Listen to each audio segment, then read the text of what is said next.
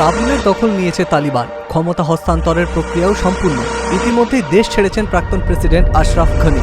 এই পরিস্থিতিতে সোমবার কাবুল থেকে তালিবান জানালো যুদ্ধ শেষ হয়ে গিয়েছে।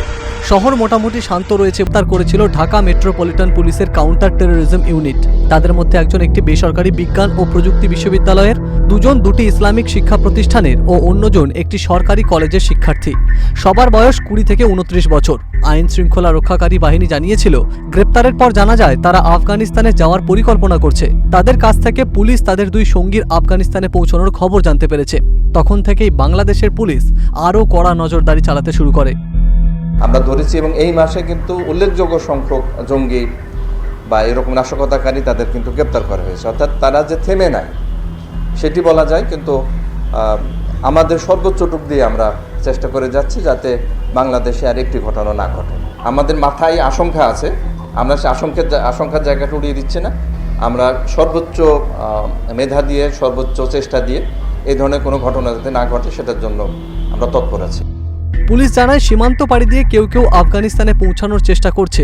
দেশের ভিতরে নিজেদের মধ্যে বিভিন্ন চ্যাট গ্রুপের মাধ্যমেও তারা নিজেদের সংগঠিত করছে। তাদের ঠেকাতে সামাজিক যোগাযোগ মাধ্যমের বিভিন্ন চ্যানেল সহ সাইবার ওয়ার্ল্ডে নজরদারি করছে আইন শৃঙ্খলা বাহিনী। তাছাড়া দেশের বাইরে যারা চলে গেছে তাদের দিকেও সজাগ দৃষ্টি রাখার কথা জানিয়েছে পুলিশ। তবে বাংলাদেশের তরুণদের মধ্যে তালিবান জঙ্গি গোষ্ঠীতে যোগ দেওয়ার হিড়িকটি বাংলাদেশের প্রশাসনকে যথেষ্ট চিন্তায় রেখেছে।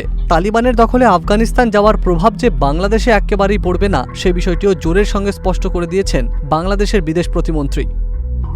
না, এখানে বাংলাদেশের ভীতির কোনো কারণ নেই। কারণ সত্যিকার অর্থে যে কোনো রাষ্ট্র, যে কোনো সংস্থা বা এমনকি মুসলিম প্রধান না হলেও আরেকটি দেশের আইডিওলজিকে ফলো করে একটি গোষ্ঠী কিন্তু সন্ত্রাসবাদ ছড়িয়ে দিতে পারে।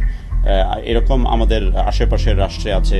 আমরা মিয়ানমারে যে সমস্যার মধ্যে আছি সেখানেও এটার একটা সার্টেন এলিমেন্টস আছে, এবং এটা নিয়ে বাংলাদেশ যে সক্ষমতা অর্জন করেছে জঙ্গিবাদ সন্ত্রাসবাদ দমনে জননেত্রী শেখ হাসিনা জিরো টলারেন্স, যেটা বিশ্বব্যাপী সমাদৃত এখন, এবং এটার যে সুফল আমরা পেয়েছি বেশ কয়েক বছর ধরে, বিশেষ করে হলি আর্টিজানের মতো একটা হৃদয় বিদারক ঘটনার পরে, আমরা উই আর বিল্ডিং ফার্দার আপন দ্যাট ফাউন্ডেশন, সলিড ফাউন্ডেশন। তো সেই বিষয়ে আমরা অবশ্যই আত্মবিশ্বাসী যে এইরকম প্রভাব বাংলাদেশে পড়বে না। বাংলাদেশ থেকে মোহাম্মদ হোসাইন তারেকের রিপোর্ট, ক্যালকাটা টেলিভিশন নেটওয়ার্ক।